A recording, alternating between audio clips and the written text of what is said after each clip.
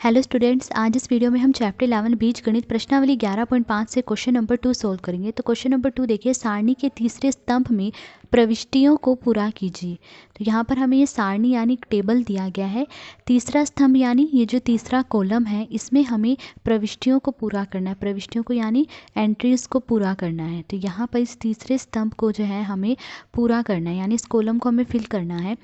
तो देखिए, यहाँ पर क्रम संख्या दी गई है, यहाँ समीकरण दिए गए हैं और यहाँ चर का मान दिया गया है। इन समीकरण में जो ये चर हैं उनका मान हमें यहाँ पर दिया गया है। अब हमें क्या करना है, हमें इस समीकरण में इन दिए हुए चर के मान को रखना है और देखना है कि क्या समीकरण संतुष्ट होता है या नहीं। अगर समीकरण संतुष्ट होता तो हम यहाँ हाँ लिखेंगे और अगर समीकरण संतुष्ट नहीं होता तो हम यहाँ नहीं लिखेंगे। अब देखिए, समीकरण संतुष्ट कब होगा, जब चर का जो ये मान दिया गया है इसे हम इस समीकरण में रखें और समीकरण में रखने पर लेफ्ट हैंड साइड और राइट हैंड साइड दोनों बराबर आ जाए। देखिए, ये लेफ्ट हैंड साइड है और ये राइट हैंड साइड है। अगर लेफ्ट हैंड साइड और राइट हैंड साइड बराबर आ जाते तो समीकरण संतुष्ट हो जाएगा। और अगर चर का मान यहाँ समीकरण पे रखने पर लेफ्ट हैंड साइड और राइट हैंड साइड बराबर नहीं आते तो समीकरण संतुष्ट नहीं होगा। तो ए पार्ट देखिए, हमें समीकरण दिया गया 10y बराबर 80। अब इसमें चर क्या है, y, और y का मान हमें दिया गया है 10। तो हमें y के इस मान को इस समीकरण में रखना है और देखना है कि क्या लेफ्ट हैंड साइड और राइट हैंड साइड बराबर आ रहे हैं। तो देखिए, लेफ्ट हैंड साइड क्या है 10y। अब इसमें हमें y का मान रखना है। तो देखिए, 10y का मतलब क्या है, 10 गुणा y। ठीक है, तो 10 गुणा y का मान क्या रखना है, 10, यानी y की जगह 10 रखना है। तो देखिए, 10 को 10 से गुणा करें क्या आ रहा है, 100। तो लेफ्ट हैंड साइड को सोल्व करने पर 100 आ रहा है और राइट हैंड साइड पर क्या है, 80। तो देखिए, लेफ्ट हैंड साइड और राइट हैंड साइड बराबर नहीं आ रहे हैं, तो यानी जो समीकरण है वो संतुष्ट नहीं हो रहा है। तो y के इस मान से ये समीकरण संतुष्ट नहीं हो रहा है, तो हम यहाँ पर क्या लिखेंगे, नहीं,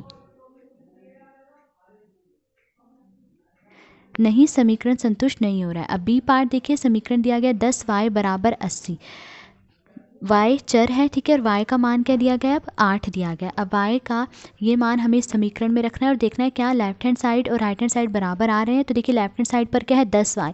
10y का मतलब 10 गुणा y की जगह क्या रखना है, 8। तो 10 गुणा 8, 10 को 8 से गुणा करेंगे क्या आएगा, 80। तो लेफ्ट हैंड साइड को सोल्व करने पर 80 आ रहा है और राइट हैंड साइड पर भी क्या है, 80। तो लेफ्ट हैंड साइड और राइट हैंड साइड बराबर आ रहे हैं, तो y के इस मान से ये समीकरण जो है संतुष्ट हो रही है, तो हम यहाँ हाँ लिखेंगे। अब सी पार्ट देखिए, समीकरण दिया गया है 10y बराबर 80। अब y का मान क्या दिया गया है, 5। तो अब y का मान इस समीकरण में रखकर हमें देखना है क्या लेफ्ट हैंड साइड और राइट हैंड साइड बराबर आ रहे हैं। तो देखिए, लेफ्ट हैंड साइड पर क्या है, 10y। 10y यानी 10 गुणा y की जगह क्या रखना है, 5। तो 10 गुणा 5, 10 को 5 से गुणा करेंगे क्या आएगा, 10 पंजे 50। तो देखिए, लेफ्ट हैंड साइड को सोल्व करने पर 50 आ रहा है और राइट हैंड साइड पर क्या है, 80। तो लेफ्ट हैंड साइड और राइट हैंड साइड बराबर नहीं आ रहे हैं, तो y के इस मान से ये समीकरण संतुष्ट नहीं हो रहा। तो हम यहाँ लिख लेंगे नहीं, कि समीकरण संतुष्ट नहीं हो रहा है। डी पार्ट देखिए, अब समीकरण दिया गया है 4l बराबर 20। ठीक है, अब यहाँ पर चर क्या है, l। अब l का मान क्या दिया गया है, 20। तो l के इस मान को हमें समीकरण में रखना है और देखना है क्या लेफ्ट हैंड साइड और राइट हैंड साइड बराबर आ रहे हैं। तो लेफ्ट हैंड साइड पर क्या है, देखिए 4l। 4l यानी 4 गुणा l। अब l का मान 20 दिया गया, यानी l की जगह यहाँ 20 रखेंगे। तो 4 गुणा 20, 4 को 20 से गुणा करेंगे क्या आएगा, 80। तो लेफ्ट हैंड साइड को सोल्व करने पर 80 आ रहा है और राइट हैंड साइड पर क्या है, 20। तो देखिए, 80 और 20 बराबर नहीं है, मतलब लेफ्ट हैंड साइड और राइट हैंड साइड बराबर नहीं आ रहे हैं। तो l के इस मान से ये समीकरण संतुष्ट नहीं हो रहा। तो हम यहाँ क्या लिखेंगे, समीकरण संतुष्ट नहीं हो रहा, नहीं, क्योंकि लेफ्ट हैंड साइड और राइट हैंड साइड बराबर नहीं आ रहे, इसलिए समीकरण संतुष्ट नहीं है। अब ई पार्ट देखिए, समीकरण दिया गया 4l बराबर 20। l का मान क्या दिया गया, अब 80। तो यहाँ l की जगह 80 रखेंगे अब समीकरण में। तो देखिए, लेफ्ट हैंड साइड पर क्या है, 4l। 4l यानी 4 गुणा l। l की जगह 80 रखेंगे, तो 4 गुणा 80, 4 को 80 से गुणा करेंगे कितना आएगा, 320।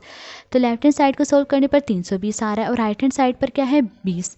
तो देखिए, लेफ्ट हैंड साइड और राइट हैंड साइड बराबर नहीं आ रहे हैं, तो यानी l के इस मान से ये समीकरण संतुष्ट नहीं हो रहा। तो हम यहाँ लिख लेंगे नहीं। एफ पार्ट देखिए, अब समीकरण है 4l बराबर 20। ठीक है, l की वैल्यू क्या दी गई, यानी l का मान क्या दिया गया है यहाँ पर, 5। तो अब l की जगह जो हम यहाँ पर 5 रखेंगे। तो देखिए लेफ्ट हैंड साइड पर क्या है 4l यानी 4 गुणा l, l की जगह 5 रखेंगे तो 4 गुणा 5 कितना आ गया 4 पंजे 20। लेफ्ट हैंड साइड को सोल्व करने पर 20 आ रहा है और राइट हैंड साइड पर भी क्या है 20, तो लेफ्ट हैंड साइड और राइट हैंड साइड दोनों बराबर आ रहे हैं, तो यानी समीकरण संतुष्ट हो रहा है क्योंकि लेफ्ट हैंड साइड और राइट हैंड साइड बराबर है। तो यहाँ हम क्या लिखेंगे, हाँ कि समीकरण संतुष्ट हो रहा है। जी पार्ट देखिए, अब समीकरण दिया गया है b + 5 = 9। अब यहाँ पर चर क्या है b, अब b का मान क्या दिया गया है हमें 5, तो अब b का ये मान हमें इस समीकरण में रखना है और देखना है क्या लेफ्ट हैंड साइड और राइट हैंड साइड बराबर आ रहे हैं। तो देखिए b का मान 5 दिया गया तो b की जगह यहाँ 5 लिखेंगे, ठीक है। तो 5 + 5 कितना आया 10, तो लेफ्ट हैंड साइड को सोल्व करने पर आ रहा है 10 और राइट हैंड साइड पर क्या है 9। तो देखिए लेफ्ट हैंड साइड और राइट हैंड साइड बराबर नहीं आ रहे हैं, तो यानी समीकरण संतुष्ट नहीं हो रहा। तो b के इस मान से समीकरण संतुष्ट नहीं हो रहा है, तो हम यहाँ लिख लेंगे नहीं।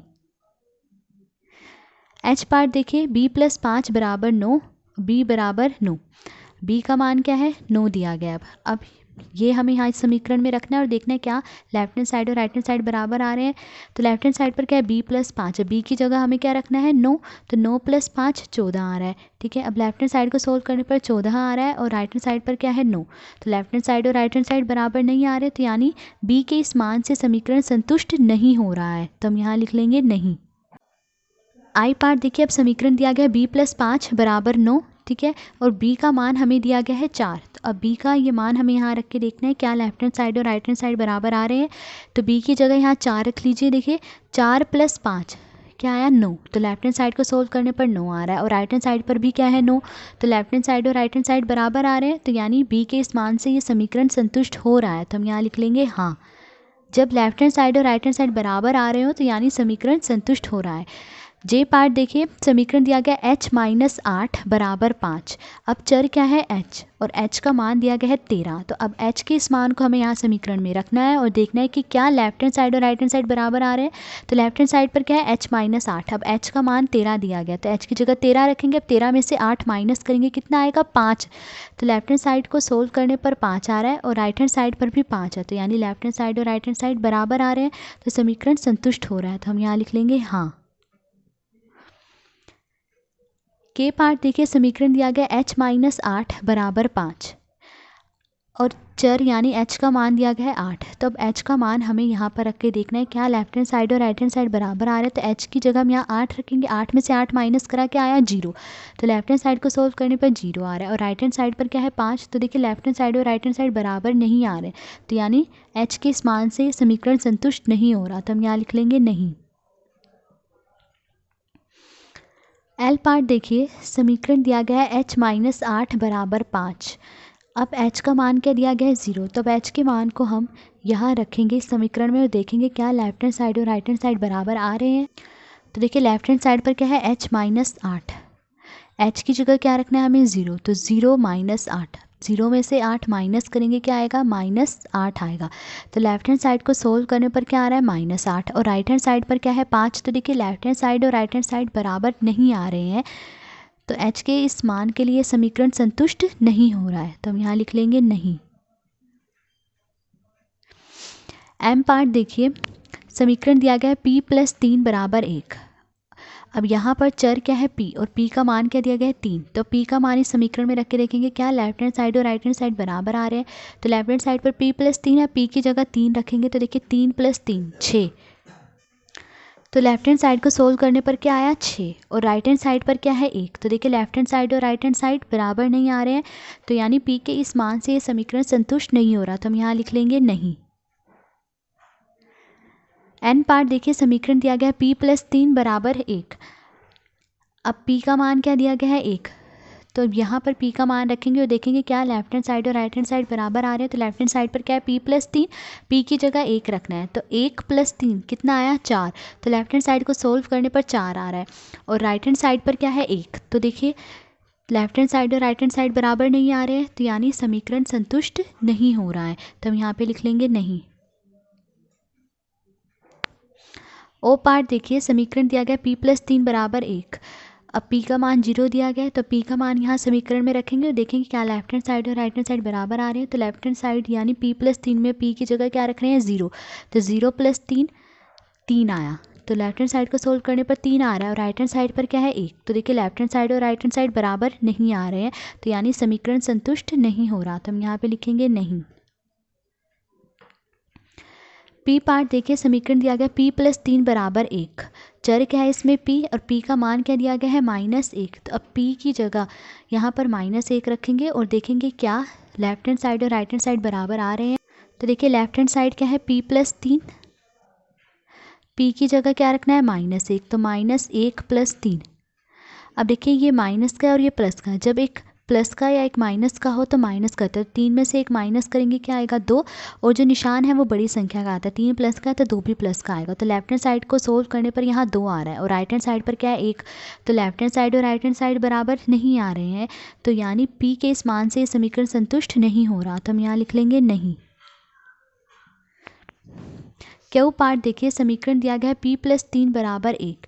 अब p का मान क्या दिया गया है -2, तो अब p का मान इस समीकरण में रखना है और देखना है क्या लेफ्ट हैंड साइड और राइट हैंड साइड बराबर आ रहे हैं।